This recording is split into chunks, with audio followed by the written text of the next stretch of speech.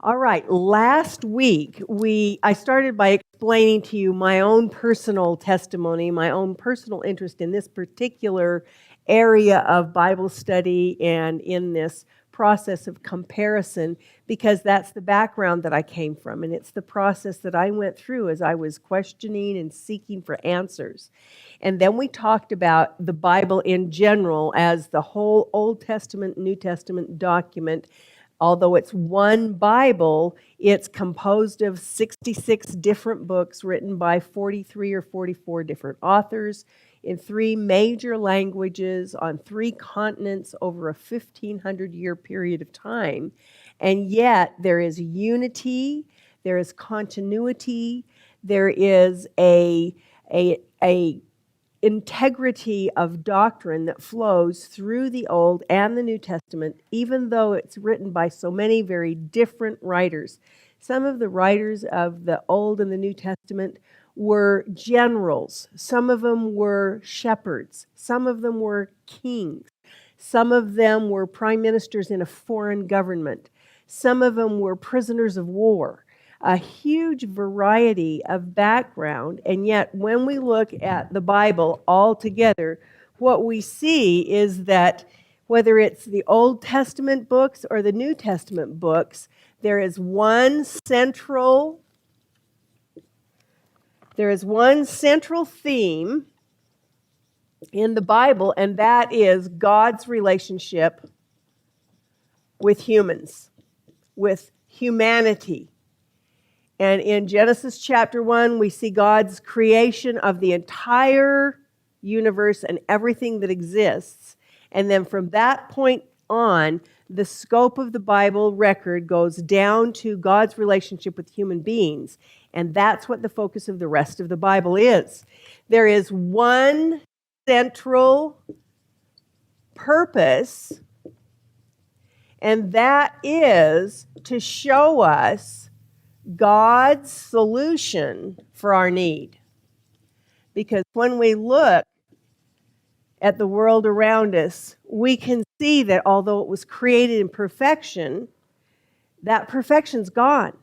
And there's suffering, there's brokenness, there's sorrow, and there's sin. And all the consequences of those things conclude in death. So what happened to God's good creation, and what is God offering us as a solution for that need? That is the theme and the purpose of all of those Old Testament and New Testament books. And there is, I've run out of room here, one central person, whether we're looking at the Old Testament passages or the New Testament passages, that one central person is Jesus Christ. In the Old Testament, we see prophecies and promises about the one whom God would send, beginning on the very day sin entered into God's perfect creation. God made a promise about this one who would come to remove the consequences of sin and death. And although he's not named in any of the Old Testament passages, we're given more and more and more information so that he could be identified when, in God's timing, he actually came and lived here on this earth and is God's solution. And then in the New Testament, we see God explaining how we are now to live our lives in light of the fact that he kept all those promises that we read about in the Old Testament. And so a simple diagram of the Bible would look like this. There's the Old Testament, and it's filled with the historical account of God's creation, what happened to the creation, God's promises about sending a Redeemer, a Savior, to rescue creation. And that's what all the Old Testament points forward to. Then in the New Testament, in the first 4 books of the New Testament, called the Gospels, we have the historical account of the time in history when God fulfilled those promises about the Redeemer, about the one who would rescue humanity. And so we learn about how to recognize that this man, Jesus, was the fulfillment of those Old Testament promises, and how he provided means for restoring our relationship with God. And then the New Testament, from the point of the Gospels onward, the New Testament tells us how to live our lives now, because we live after the fulfillment of those promises. The New Testament tells us how to live our lives now in view of the fact that God kept that promise, all those promises about the Redeemer, the one who would come to restore our relationship. And so the New Testament tells us how to live in that relationship. And then there's one more book in the New Testament at the end, the book of Revelation, and that tells us about the summation of time, the end of human history, when everything that God has promised will have been fulfilled, everything that God has planned for human history will have come to pass, and we will step from human time into eternity. And what will happen, and how will we know what happens to us individually in that time of eternity? All of that is in the Bible. All of it is included in those 66 books of the Old Testament and the New Testament. Because the Bible claims to have God's answers to those questions that run throughout history, that's a pretty lofty claim, don't you think? It's legitimate to examine the Bible very carefully to see if it's reliable, to see if it deserves to hold that level of authority in our lives. Because in these passages, in both the Old and the New Testament, there are some very clear, exclusive statements that God makes through those prophets and through Jesus Christ. And in them, it's calling people to have relationship with the God of the universe through Jesus Christ. That's an exclusive kind of statement. Exclusive meaning that it excludes those who choose not to receive him. And so when there's a statement like that made with that kind of cutting power, we need to know whether we can rely on the authority and the historicity of those documents. And so that's why we are going to be looking at the historical reliability of both the New and the Old Testament. Now we're going to begin with the New Testament, even though now I've told you that the whole thing fits together and that they're all one central theme and purpose and all of that. Now we're going to chop it in two and look at the New Testament first and then the Old Testament, because the historical tests that we are able to perform to determine the reliability vary a little bit between the Old and the New Testaments because of the long period of time over which the Old Testament was written, about a 1,400-year period of time, and then the relatively short period of time that the New Testament was written, roughly over about 50 years. And because they were written in different languages by varying groups of people, we have to examine them a little bit differently. So we're going to turn our attention tonight and probably next week for most of the class to the historical reliability of the New Testament itself. And then we'll do the Old Testament. Now, historians who examine ancient documents use three basic historical tests that they apply to any kind of manuscript that claims to be from antiquity. So it doesn't matter if it's some newly discovered writing that claims to be by William Shakespeare or Julius Caesar or James, the brother of Jesus. The same historical tests would be applied to any manuscript that claims to be from antiquity. And those three tests are applied. They're called the bibliographic tests, the internal evidence tests, and the external evidence tests. And they're listed there on your handout there. We'll take them one at a time. But the degree to which any manuscript can meet any or all of these various tests is an indicator of its authenticity. So some manuscripts may be able to be examined in this way and in much greater detail than maybe other manuscripts.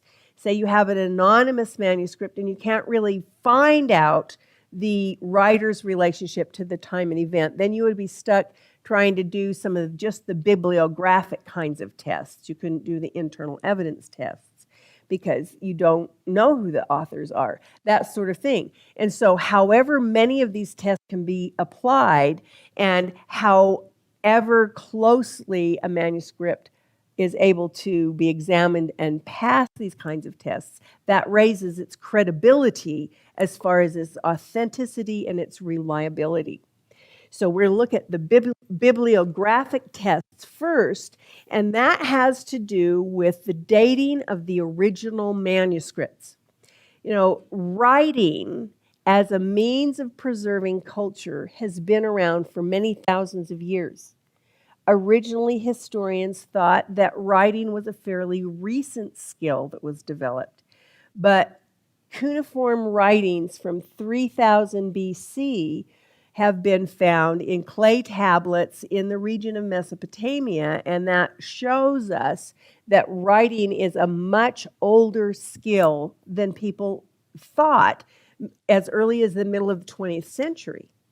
And so as more and more writing evidence has been found, it became obvious that the date of the writing of the manuscript in relation to the time of the events they record became very important as a way of determining its accuracy.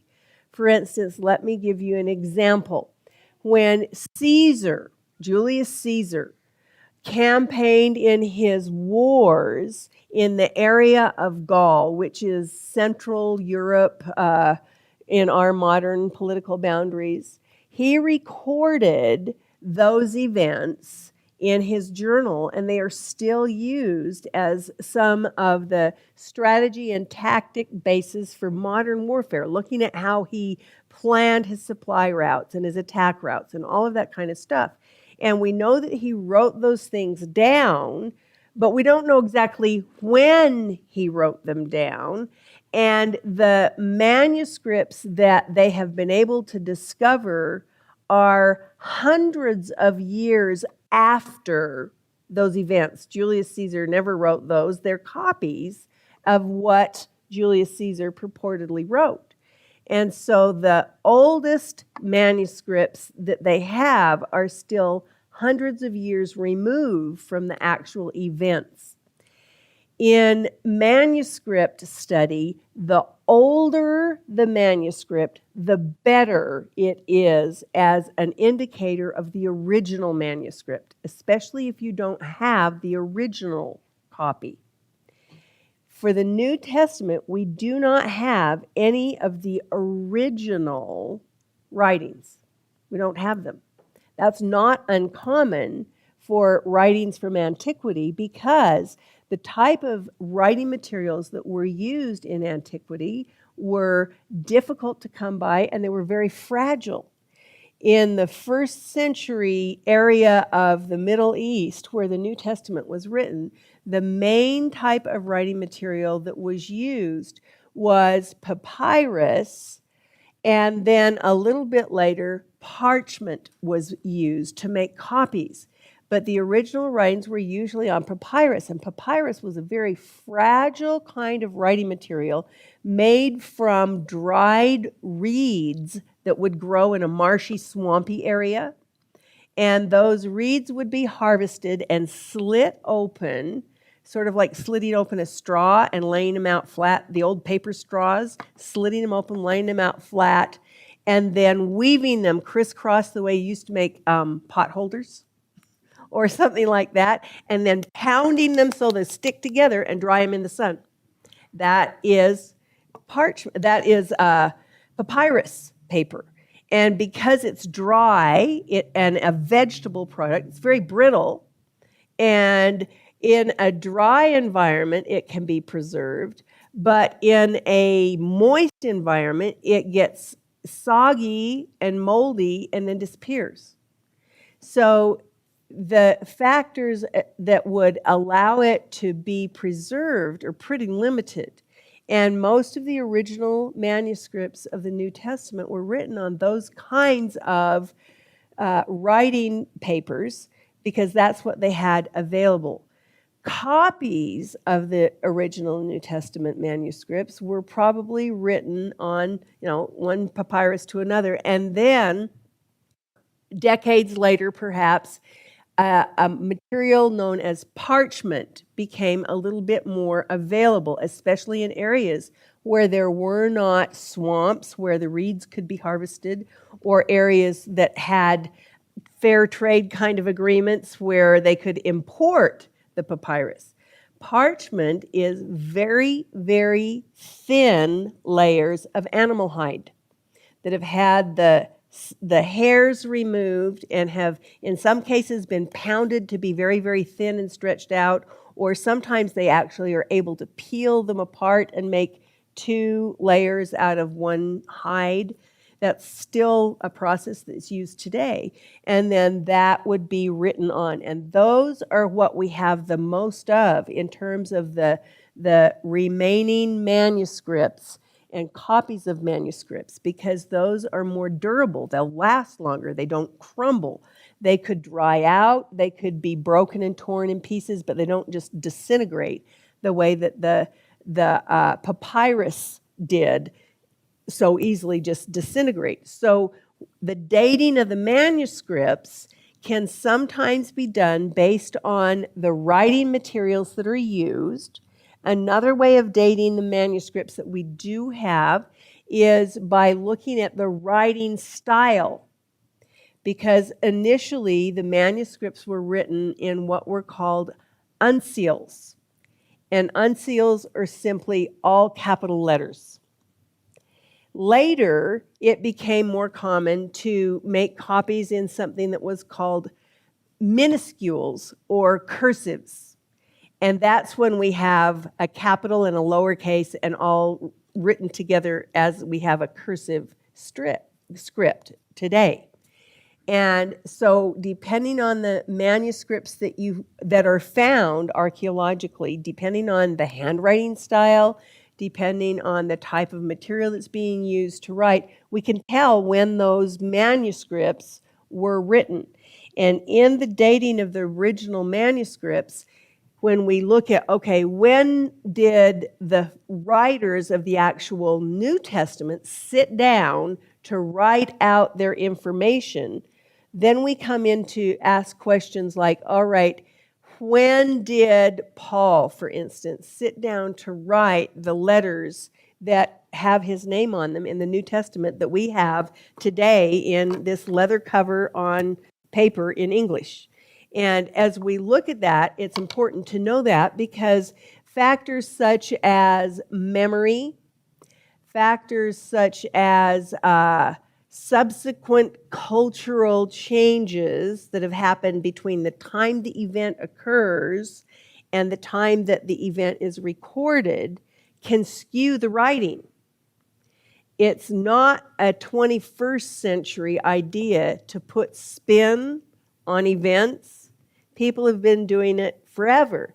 And so the closer to the time of the event that the account was written down, historians believe, the more accurate the account will be, because there's been less time for them to forget. There's been less other things to happen that might make them alter the story or leave things out.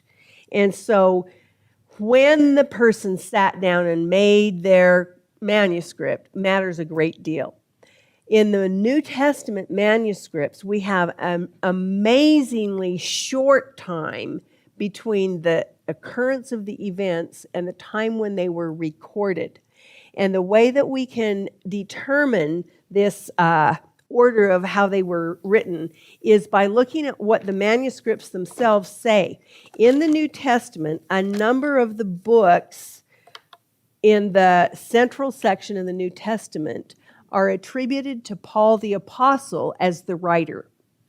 And they have good support to authenticate that Paul himself was the one who wrote these letters, because he gives personal messages to the recipients. And he talks about personal experiences between himself and the people that he's writing to. in many instances, he's writing to churches that he was responsible for establishing. Paul was a Pharisee, which is a very religious Jew who lived at the time of Jesus, and he was not one of the original followers of Jesus. He did not believe in Jesus, and after the crucifixion and the resurrection, as those Jews who were believing Jesus was Messiah, and who did believe the crucifixion and resurrection authenticated Jesus' claims, as they took their message around, Paul was part of the group that resisted that message that Christ was Messiah. And Paul was actually responsible for locking up and putting to death Jews who were telling others that Jesus was Messiah. And it wasn't until Paul had a personal experience with the glorified Jesus who appeared to him as he was on his way to persecute some more Christians up in Syria that Paul became a believer in Jesus. And from that event on, Paul was an ardent follower of Jesus, and he was one of the most prolific New Testament writers because he spent the rest of his life doing the very opposite of what he had been doing. He had been going around and killing Christians. Now he went around and he was trying to persuade people to be Christians. And so he would travel around the area of Syria and on up into Asia Minor, which is modern-day Turkey. He even went over across the Adriatic Sea onto the continent of Europe, and he went throughout the area of Greece and Macedonia and ended up clear over in Rome. And all along that way, he was preaching the truth of Jesus and establishing churches of people who heard that message and believed it. Now, they didn't have email or text message. He had no way to quickly communicate with them. He couldn't pick up the phone. And so his way of communicating with these churches that he established was by writing letters. And that's what we have in the New Testament. We're so glad he didn't text and erase, because we wouldn't have had a paper trail. As it was, he wrote these letters to the places where he had been, and Galatians or 1 Thessalonians were the very first ones that he wrote. And in these writings, he talks about people he knew there. He calls them by name. He relates incidents that happened as he was there with them. In a couple of them, he talks about his sickness while he was there. They're very personal, tied to events and people and time. And because we know that Paul was put to death by the Roman Empire about 62 to 64 AD, and because we know that he was imprisoned for at least 4 years before that, 2 years in Rome, 2 years in Palestine, we know when his writing stopped, because he was dead. And we know, because he gives us date references in his writing, that he did most of those letters to the earliest churches as he was traveling around, and that would date his letters in somewhere between the early 50s, in the 5th decade of that first century, up until about 59 or 60 AD. After 60 AD, he was imprisoned, and we know some of the letters that he wrote from prison, like Philippians and Ephesians, because he refers to being in prison in those letters. So we know that Paul was writing as he was traveling. He was writing as he was ministering. He was talking about very current events in his writings. So Paul's epistles, which in your New Testament go from the book of Romans all the way through probably the book of Hebrews, were written in that time span. We also know that Paul had various traveling companions, and one of those traveling companions was a man named Luke. Now, Luke is unique as a biblical author in either the Old or the New Testament, because Luke is the only author of Scripture who was not a Jew. He was a Greek. He was a Greek physician who became a convert to Jesus Christ, probably as a result of Paul's preaching. And eventually, Luke began traveling around with Paul. And when you read Luke's writings, you see this personal relationship in the second book that Luke wrote, which we call the book of Acts.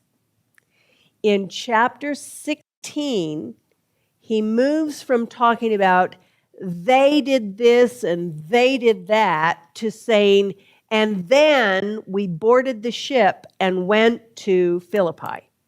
He's joined up with the people that up to that point in his historical account that we call Acts, he had just been writing about. Now he's traveling with them.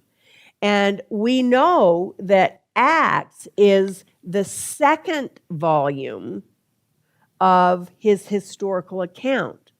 The other book that he wrote has his name on it, the name Luke. It's one of the four Gospels.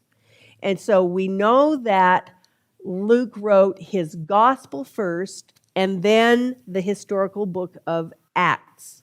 So we can figure out when he did this writing, and it was during that period of time toward the end of Paul's active ministry and then during his imprisonment. And we know that because of his own personal references in the book of Acts. For instance, if we look at Acts chapter 1, Luke tells us that he says, this is Acts chapter 1, verse 1, "The first account I composed, Theophilus, about all that Jesus began to do and teach until the day when he was taken up to heaven, after he had, by the Holy Spirit, given orders to the apostles." See how it starts out? It's just like you turned the page from the end of the Gospel of Luke and started the book of Acts. And he writes through the whole book of Acts and talks about all of the things that he had heard about as well as the things that he had eyewitnessed. And at the very end of the book of Acts, in chapter 28, the very last verses there, verses 30 and 31, say, "Paul stayed 2 full years in his own rented quarters and was welcoming all who came to him, preaching the kingdom of God and teaching concerning the Lord Jesus Christ with all openness unhindered." So we know he finished volume 2 before Paul was put to death. So if we look at volume 1, which is the book of Luke, this will all come together in just a second.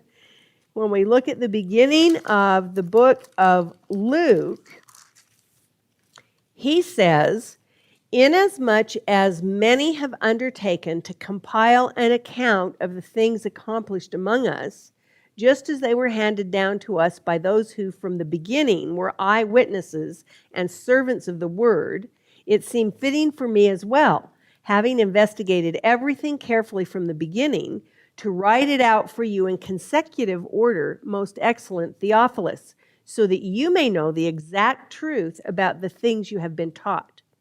Now, in the Greek that Luke was using to write here, in verse 1 where it says, "Many have undertaken to compile an account of the things accomplished," that specifically means written histories of Jesus' life. So what this means is that when Luke was writing volume 1, there were already written histories of Jesus' life that had been written, published, and circulated, so that it was an easy thing for Luke to go to those manuscripts to investigate the accuracy of everything that other people had heard as testimony from the eyewitnesses who had already participated in it. He's probably referring to Matthew and Mark. Those were the earliest written accounts of Jesus' life. And Mark was probably written first and then Matthew.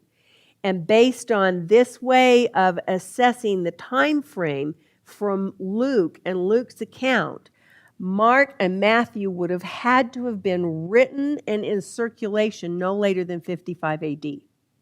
That is very, very early. That's within 20 years, 20 to 25 years of the events that they record in the life and ministry and then the death and resurrection of Jesus Christ himself. Now, why is that important? Well, When we write a historical account of an event that happened while there are still many, many living witnesses around, they can refute what we've written if we've turned it into some kind of a story, or if we've included facts that weren't actually part of the events.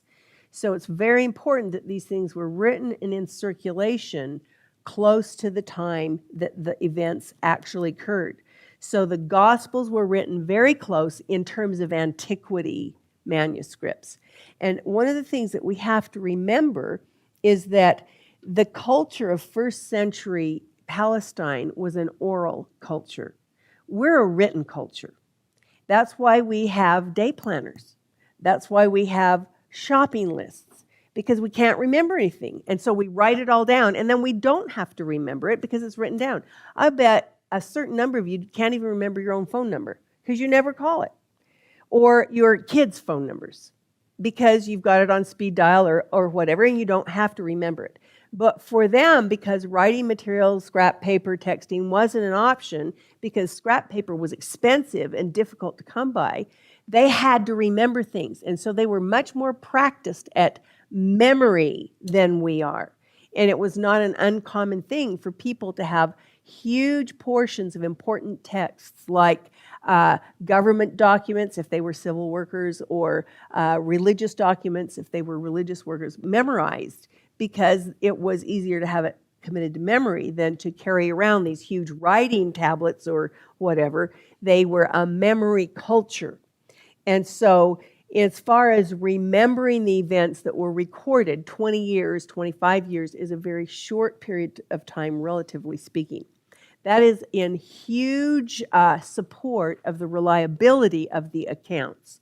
All right, the next thing talks about the number of extant manuscripts. The word extant means that what we have existing now.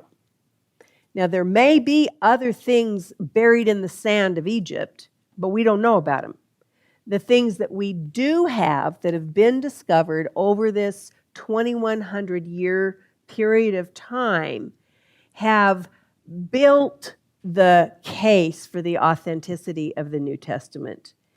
They have helped to confirm the historical reliability. The more manuscripts and fragments that are found, the easier it becomes to check for changes or mistakes or differences between written accounts. And so the more we have, the better it is. For the New Testament documents, we have to date nearly 600 complete New Testaments, or nearly complete New Testaments. Now, many of them date in the second millennium rather than that first millennium after Christ. In other words, from 1000 to 2000 AD. But many of them go back into the earlier centuries after Christ. And we have more than 25,000 fragments or large pieces of papyrus and of parchment manuscripts.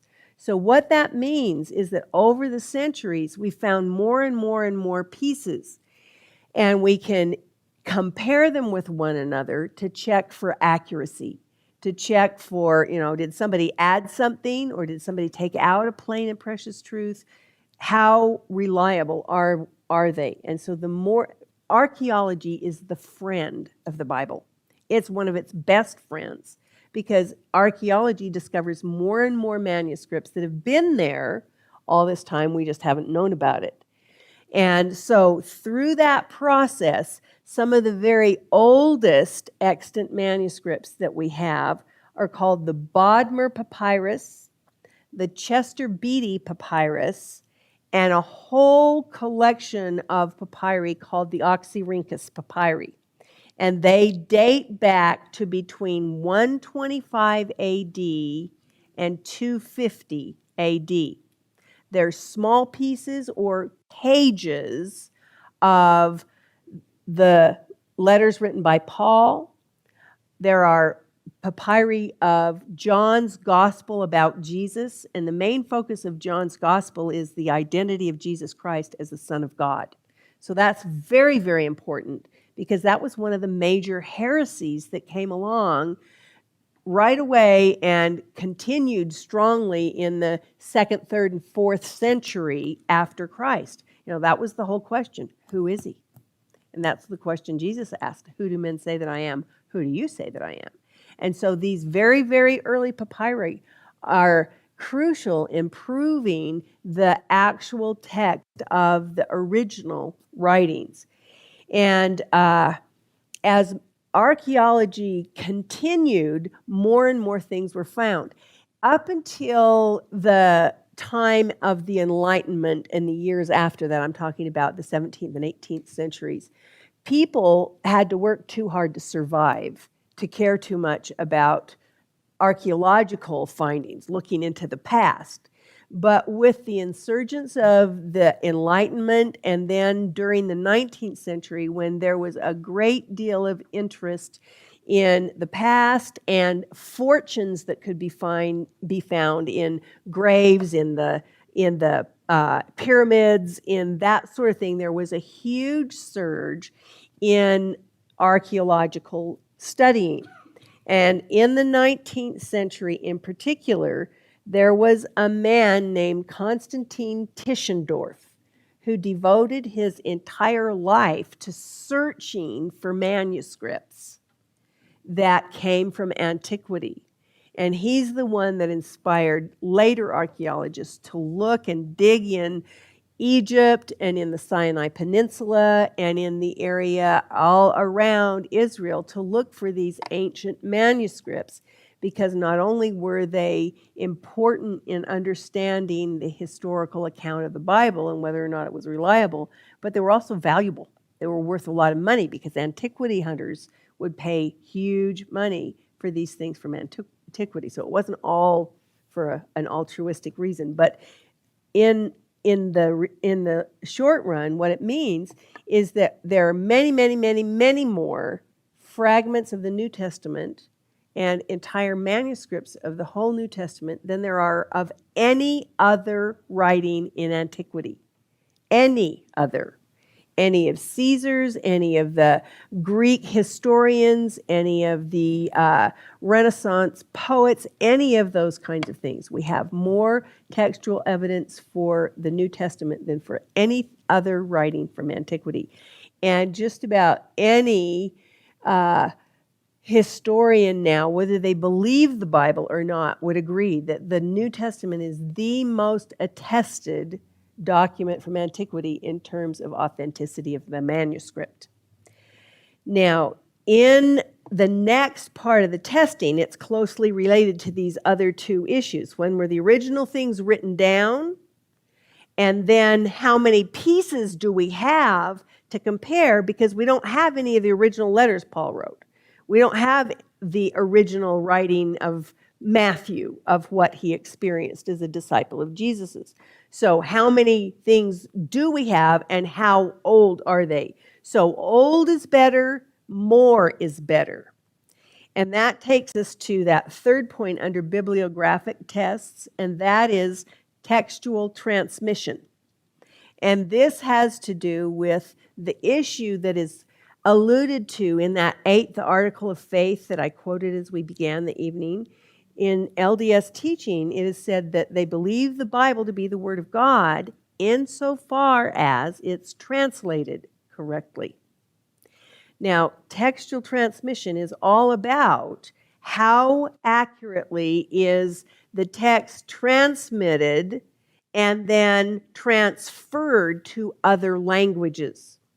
Never, ever, ever is a translation made from a secondary language. Now, by a secondary language, I mean anything other than the original language that the author wrote in. The New Testament is written in something called Koine Greek. That's Koine, K-O-I-N-E with a doohickey on the top. Koine Greek. Koine Greek was actually invented in the 3rd century BC by a guy that we call Alexander the Great, and his tutor, who was Aristotle. And Aristotle, of course, was a famous Greek philosopher, brilliant man. Alexander was a brilliant man. Alexander was actually a Persian, but he was conquering the whole area around the Adriatic and Mediterranean Sea, all the way over to the Khyber Pass in 10 years. Incredible. And as he swept eastward and conquered all these different people groups, he didn't have sufficient manpower to kill all the men and repopulate it with his own people. So what he did is he left most of the people in place as long as they would adopt his laws and his language. And he and Aristotle composed this simplified Greek. Centuries before that, the classical Greeks had used a very, very formal, stylized type of Greek that was very difficult to learn. It was very, very detailed and very beautiful. This Greek was much more workplace-oriented, and that's what they taught the peoples as they conquered along this way, because it became critical to be able to communicate. We know about that now, don't we? When we have all these issues about second languages in our own nation, and why it is important that we are able to speak a common language for terms of government and commerce. And so Alexander knew that all the way back then, and that language was established in the whole area of what became the Grecian Empire. And that language was left in place when the Romans came through a couple of hundred years later and conquered all of the former Grecian Empire. The Romans left that Koine Greek language in place. They spoke Latin in the Senate, but not out in their common activities up until about the 4th or 5th century AD. That's when they insisted that everybody convert over to Latin within their domain. So at the time of Jesus, in that 1st century, it was the Roman Empire that was in power, but they spoke Koine Greek. And so that's the language that the New Testament is written in. So even though all but Luke were Jewish writers in the New Testament, they all wrote in Greek. And in that Greek writing then, look at your picture of the tree, and then look up here.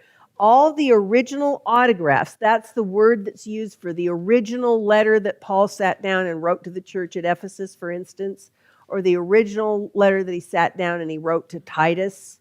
Those original writings are all in Greek, this Koine Greek.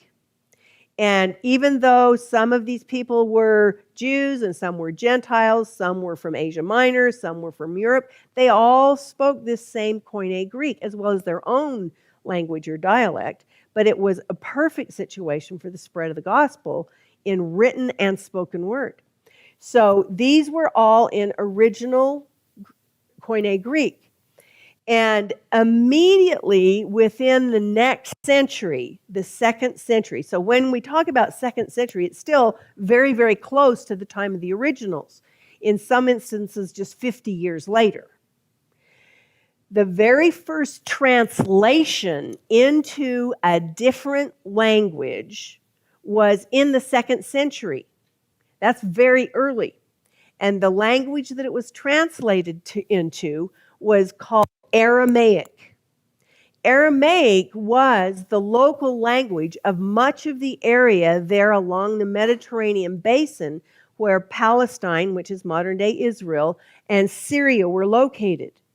And as Syria grew in its number of Christians and it became stronger and stronger as far as a basis for the Christian church, they made their own translation into their language. So that was the very first translation. Now, at the same time that the growth of the Christian church is going on here, mid-end of the 1st century on into the 2nd century, there was a huge upheaval that was happening there in the area of Palestine. Palestine is the Roman Empire name for the land of Israel. And Israel had been a thorn in the side of the Roman emperors for centuries. They'd been, well, I can't say centuries, for almost a full century. They'd been rebellious and stiff-necked, and finally, in 70 AD, which is very soon after Jesus' death, historically speaking, the Romans destroyed the city of Jerusalem. And they burned it to the ground. They tore down the temple. They tore down the walls. And everybody who lived there had to get out of town. Now, up until that happened, most of the Jewish believers in Jesus had been centered there in Jerusalem in the area of Palestine. But when Jerusalem was destroyed, the persecution against the Jews and the Christians, of whom many were Jews, became more and more severe, and they basically fled for their lives. And they fled in three directions. Now pretend that this is the Mediterranean Sea. This is Israel. Here's Syria. Then over here is Asia Minor. Down here is Africa, Egypt. And this is Asia Minor. And over here is Greece. Great map. Greece. When Jerusalem was destroyed, the people fled for their lives. Now, when you're running for your life, what do you take with you? Only what you can carry. And what do you take with you? Your very most precious stuff. And the thing that people took with them often when they fled were their manuscripts, which were the copies of the letters from Paul, the copies of the histories of Jesus' life by Matthew, Mark, Luke, and John. They took these manuscripts with them that were copies of all these original autographs, and they scattered. Some went north into Syria. Some went south down into Egypt and congregated in an area called Alexandria, which was the major port city of Egypt at that time. Others went beyond Syria and came clear over into the area of Europe and ultimately over to Rome. So they spread in three directions. The first group to translate the Greek into their own language was this group here in Syria. And that was the language, Aramaic, that Jesus actually spoke. So this is the one that's the culturally closest to the historic times of the New Testament. Culturally very close. And up until very recently, this whole family of manuscripts has been completely ignored by the European and American Christian church. But they were the first to translate it. Then there were manuscripts that went up into Asia Minor, up into, this is where the area of Ephesus is, this is where Istanbul is, and in the earlier centuries it was Constantinople. And then on over here into Rome. As the church became more and more established with its central position being in Rome, and as time went by, there became a need for the Latin translation. And so there were those who translated the New Testament manuscripts from the original Greek into Latin. And this happened between 382 and 405 AD. This was performed by a man who was a monk, and his name was Erasmus. Is that true? No, it was Jerome. It was Jerome. Erasmus is much later. Jerome is the one who translated from the Greek to the Latin. And it happened here at the end of the 4th century. And his Latin translation was in the most common language. Have any of you read the translation of the New Testament called The Message? It's a modern paraphrase, which is in very modern terminology. It doesn't sound like King James at all, and it's very common language. Like instead of saying, Mary, you will be overshadowed by the Holy Spirit and you will conceive a baby, it says, Mary, I have a big surprise for you. You're going to be pregnant. That's kind of the comparison. Well, that's a little bit like the kind of Latin that Jerome used. And so the Latin experts who were speaking Latin and educating people in Rome called it vulgar. And so that's where the word vulgate comes from. It's from the common Latin language, the vulgar. It doesn't mean nasty. It means not polished. It means more crude, not polished. That's where the Latin Vulgate came from.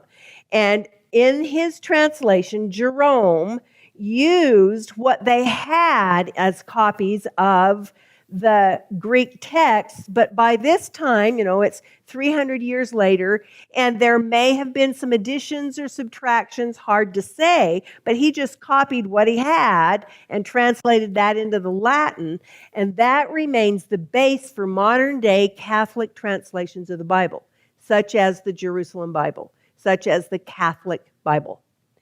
At the same time, there was a group that wanted to keep it in Greek, feeling that you couldn't accurately read the New Testament in anything but Greek. And so they were working at continuing to refine the manuscripts, because by the time we get out into this branch of manuscripts, the Lucian manuscripts, there were lots of Greek notations. They had been fleeing and they had been under oppression, because remember, it wasn't until after 325 that Christianity became legal. Up until then, the Caesars were trying to destroy it. Up until Constantine was converted to Christianity, the Roman Caesars were trying to destroy the religion, and they were burning their religious books, their Bibles. And so Lucian was trying to copy and maintain a coherent and accurate manuscript in Greek. As the history went on, the Roman part of the church became more and more powerful politically, but the Greek part of the church believed that they had the more pure manuscripts and traditions, and they resisted submitting in any way to the authority or traditions that came out of Rome. And in the meantime, Rome was overrun by the barbarians, and the Dark Ages began to come in, and there was a huge split in the Christian doctrines between the Western Christians in Rome and the Christians in the eastern part of Byzantium. That was the name of the area of Constantinople and Turkey, the area where centuries before Constantine had made his headquarters. And so there was a big religious dispute, and I'm simplifying hundreds of years of history here, but what happened was there was a split between the Roman church and the Greek church. And the Greek church kept their material in Greek, and it became the biblical text for the Greek Orthodox, the Russian Orthodox, and all that group of Orthodox churches. They never changed the language.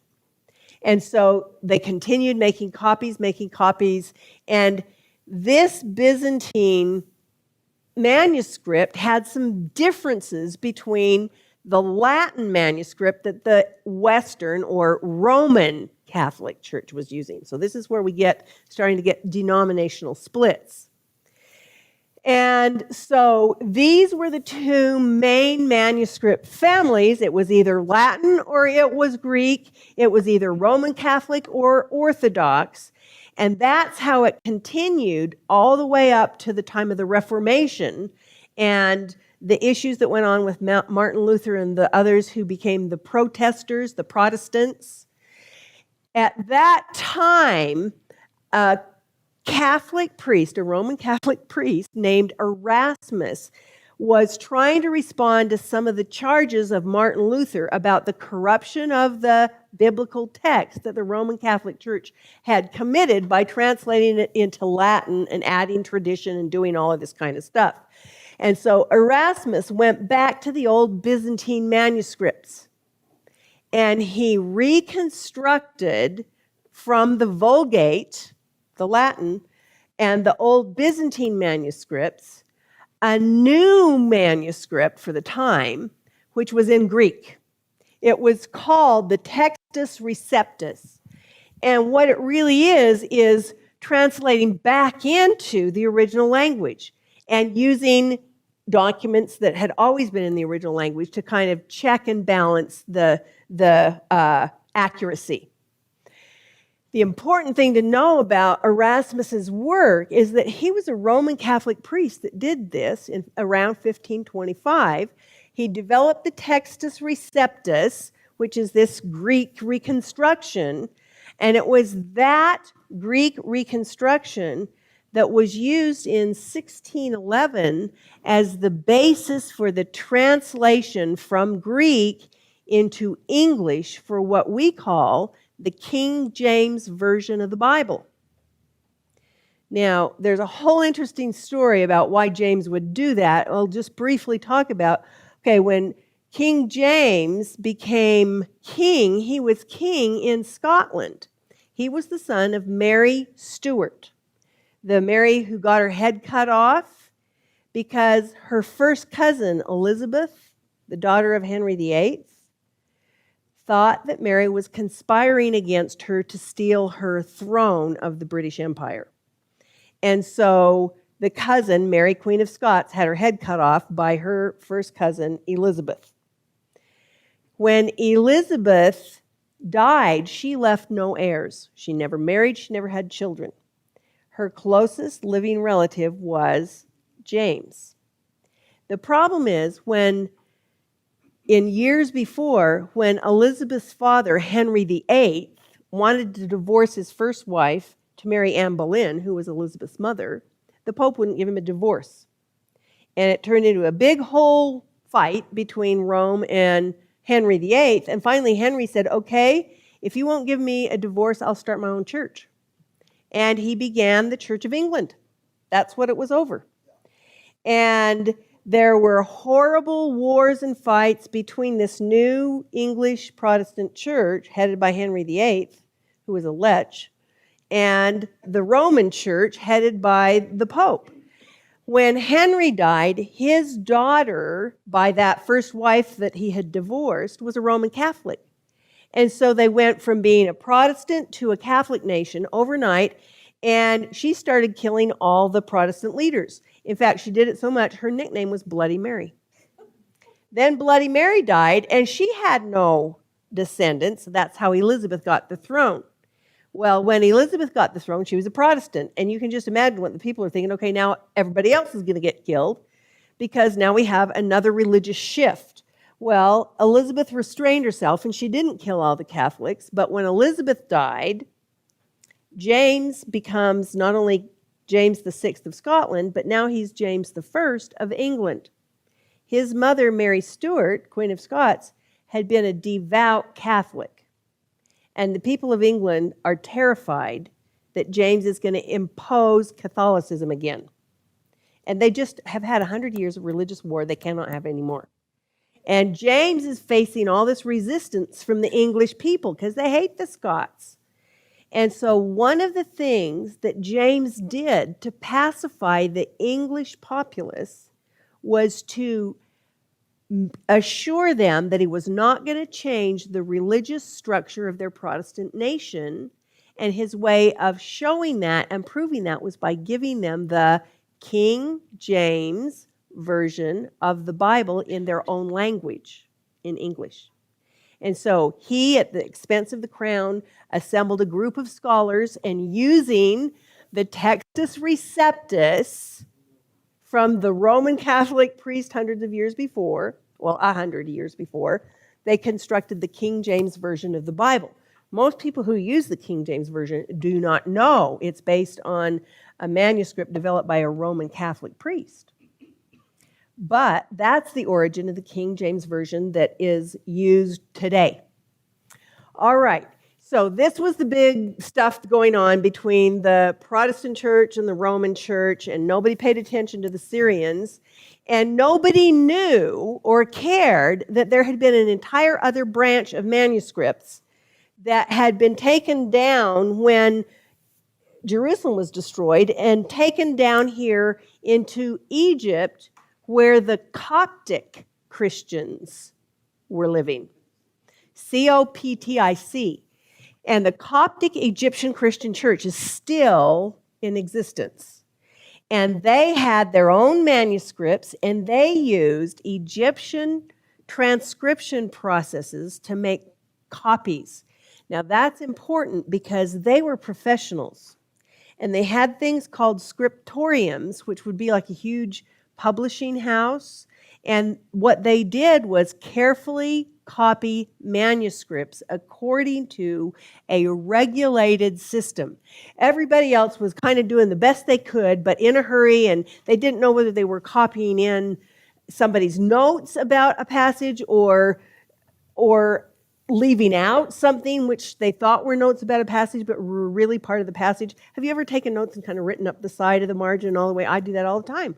And see, they had a trouble doing that, but because of the regimentation of the way that the Alexandrian scriptoriums practiced this, they had highly uniform, accurate manuscripts, but they were lost because many of these villages, cities, and places where the churches were gathered there in Egypt were overrun and destroyed by other invaders. A lot of their material had been buried in the sand of Egypt, but the thing about the sand of Egypt is it is almost no humidity. And so because of the environmental conditions, those manuscripts, even though they were papyrus, were preserved.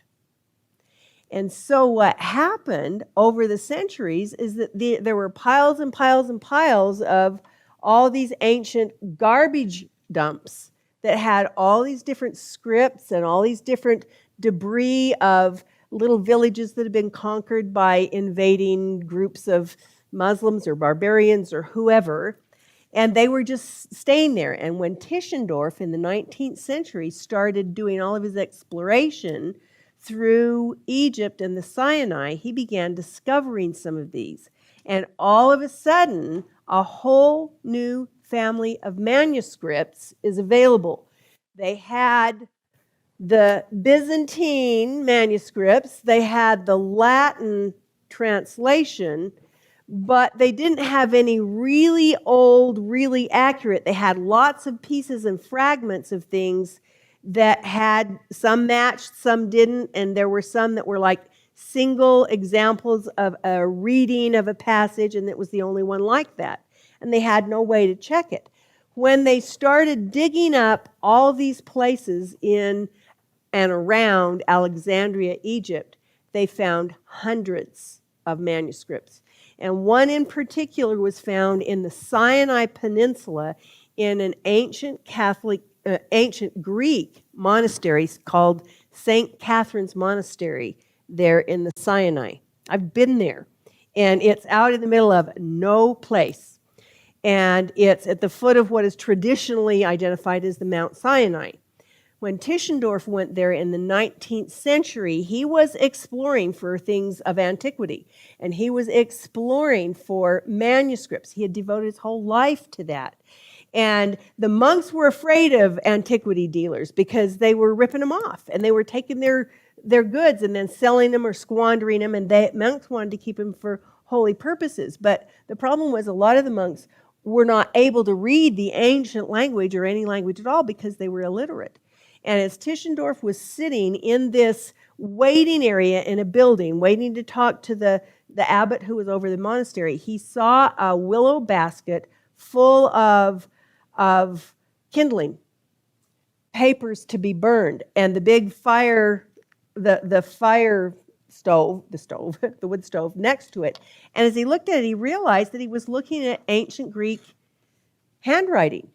And when he went over to it and he pulled it out, he looked at it and he realized that he was looking at the oldest example of Greek writing he had ever seen.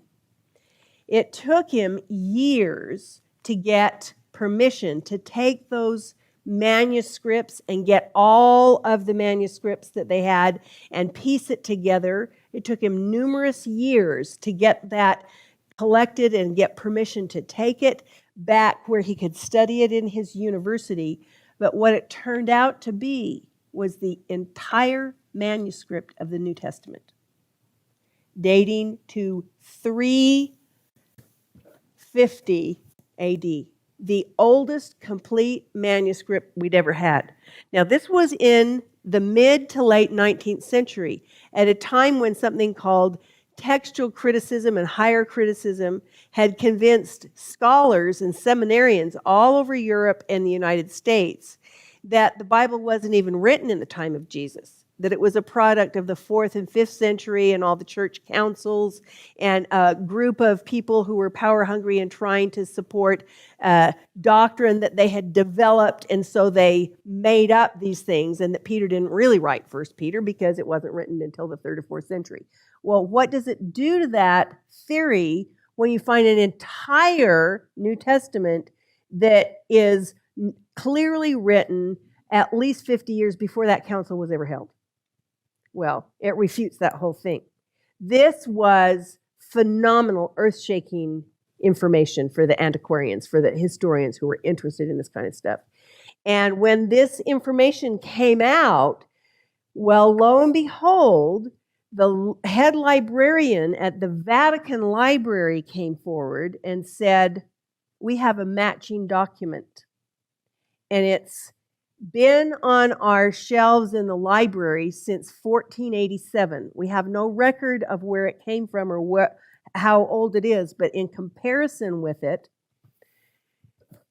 with the one Tischendorf found in the Sinai, that was also identical in the same manuscript family, in the same original Koine Greek writing, and it dated to 325.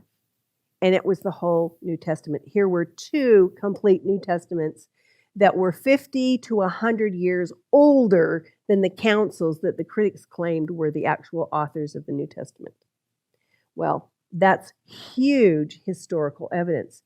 And we see that today in our modern translation of the Bible.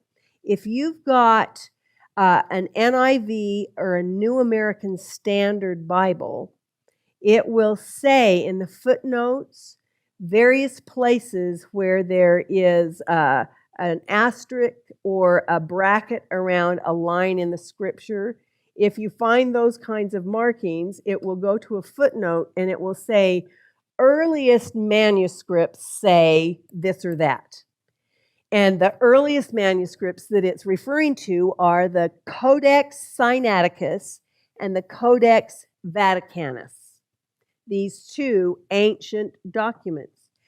The term codex refers to the unique way that Christians recorded their material, because up through the 1st century, the most common way of recording material was on a great big long scroll. And the writing would be in columns down the scroll, and then you'd have to roll up the scroll and carry around the scroll and read the whole scroll. And that's how they did their writing. It was heavy to carry, it was long, it was inconvenient, and it was expensive because the scrolls were made of huge amounts of parchment and huge amounts of papyrus. Well, the Christians, for the most part, were poor, and they were people who would collect these pieces of papyrus and pile them up, cut them in little strips and pile them up together, sew them down the middle, and have leaves of a book, basically. They were the ones that invented the book form, only it was called a codex. And so that's how they had written these things, and that's the form that these entire manuscripts were made of. But understanding that also helps us understand where the weaknesses of these codices is. When you have a very favorite paperback book and you loan it to your neighbor, and then your neighbor loans it to her sister, and her sister loans it to the hairdresser, when you finally get back your paperback book, what has usually happened to it? What parts have fallen off? The cover and the first couple of pages and maybe the back. And those are the things that are missing from some of the codices because they were passed around and used. And they didn't have fancy leather bindings to put it in because they're expensive. And so in some of these codices, that kind of thing was missing. But these are the two complete ones. And then they found huge numbers of individual groupings of Paul's writings or of the Gospels, and some of those kinds of pages are missing. For instance, if you've got your Bibles with you, turn to the book of Mark. Mark chapter 16.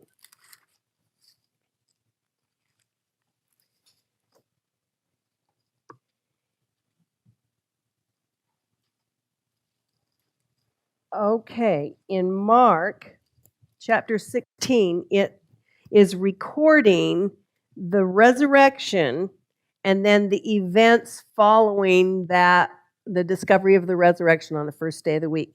And as you look at chapter 16 and read along there, in the middle of verse 2, there is an asterisk or a bracket. And at the very end of the chapter, underneath it, there's a bracket and there's additional words. Those additional words, it tells us, are from the oldest manuscripts.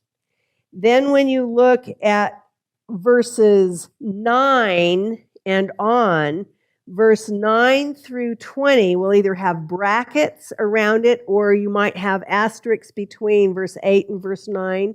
It's marked off in some way. And if you look over to the side, it will tell you that the oldest manuscripts, the later manuscripts add verses 9 through 12, but the oldest manuscripts do not have those verses. Well, why don't they have those verses? Well, maybe the back page fell off. Not sure. But nothing's been taken out or added. What the editors have done is they've told you that there's a variance in the reading here. And when you read through the New Testament, once in a while you'll come across an asterisk or a bracket that will say, refer to the footnote, and the footnote may say, this verse is not in the oldest manuscripts. They alert you to the variances because nothing's being hidden, nothing's been secretly removed or added. There's just some variances, and so they tell you what they are, and they let you decide what does that mean. The other major one is in the book of John. In John chapter 8, it's actually the last verse of chapter 7 and the first 11 verses of chapter 8. 753 through John 8:11 give us the story of the woman taken in adultery. Remember that story? The Pharisees bring this woman who was caught in the act of adultery to Jesus, and he says he is without sin. Let him cast the first stone, and one by one they leave. And pretty soon nobody's left, and Jesus says to her, neither do I condemn you, go and sin no more. Well, that story is plunked right down in the middle of a feast in Israel that's recorded in John 7 and the rest of John 8. It's like it's just put in there. And if you have a King James version, it's just there, and that's how it reads. Because they, in the Textus Receptus, they were working with manuscripts that had had the last part of chapter 16 in Mark. There was no notation. They had it, and so that's what they read. But in the Codex Vaticanus and in the Codex Sinaiticus, they weren't there. And so they record it and mark it off and tell you that in the oldest manuscripts, these verses are not included. And that's what the footnote there in John 7:53 through John 11 means. It could be. And he's asking, is it that they couldn't translate it, or was it missing, or was it added in? It could have been any combination of those things. But the important point is that, okay, over here, they made the manuscripts fit and work together and fixed them so that they would. Then, when these were discovered, the variances became evident. For instance, if you have some pieces of a writing and you have this many, and these two are alike and the rest are different, which one's right? Well, hard to tell. But if you find 50 more, I'm not going to draw 50 more circles, but if you find 50 more and 40 of them are like this, then what do you think about which one's right? The one with the X's, the ones, and if these are 700 years older than any of the plain ones, which one do you think is right? See, that's how textual transmission works. So the more you have, the more accurately you can assess the transmission of what you have. So the finding of these manuscripts was a huge development in supporting the accuracy of the New Testament. And these things were found in the late 19th century, and more and more are found all the way up into the 20th century. In the early 20th century, they were still finding manuscripts that were supporting these kinds of translations. So basically what we have are three main families of manuscripts that make up the basis for translation from the original language of the Greek into whatever language an individual is reading. I began this whole part by saying you never use a secondary language to make a translation from. When I was a kid learning about, the problems with translation and that kind of thing, we played a game called telephone, and we'd sit in a big circle, and one person would start out by whispering in someone's ear, and then that person would whisper it into the next ear, and then into the next ear, and into the next ear, and when you come back here, the person says what they heard, and usually it's very different from what the first person said. And I was told that's how the Bible was translated into all these different languages, and so that's why it's not translated correctly, and there's all this error introduced and all that sort of thing. That is not how the translations were ever made. And basically, if you were going to play that game as an example, it would be the person who made out the statement telling each person in their own language. And the more copies of that person's statement that we have to verify what that person actually said, the more accurately we can tell each person in their own language. That's what the translation is like. So modern language translations today usually work from something called a Nestle Aland manuscript or a Westcott Hort. These are groups of scholars, Mr. Westcott and Mr. Hort, or Mr. Nestle and Mr. Aland. They were both working at about the same time, putting together the manuscripts found by Tischendorf and others around 1900 AD, and compiling a reconstruction of the Greek text of the New Testament based on all the manuscripts available. And every time there is a significant finding of parchment or papyrus fragments that are New Testament documents or purport to be, these historical tests are done on them, and if they are shown to have a high level of reliability, then another copy of the Nestle Aland base text is made. So far, in 110 years, we're up to number 28. The basic one was from a combination of the Codex Vaticanus and the Codex Sinaiticus, but every time there are any findings, they fine-tune it and then give you an example of the changes so that you know nothing's been added, nothing's been taken out, nobody's trying to slip something in or control what's being included in the translation. They want transparency. They want to provide all the information they have in such a way that the non-scholar, like us, can read and understand and be reasonably assured that this is an authentic, accurate translation. All right, those are the bibliographic tests having to do with the transmission and all that kind of stuff.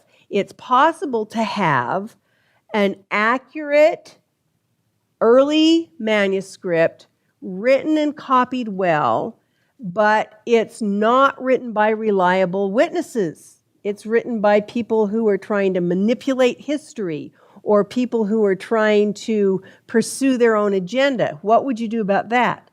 Well, that's the next set of things. That's the internal evidence about the reliability of the writers, and we'll start with that next week, okay?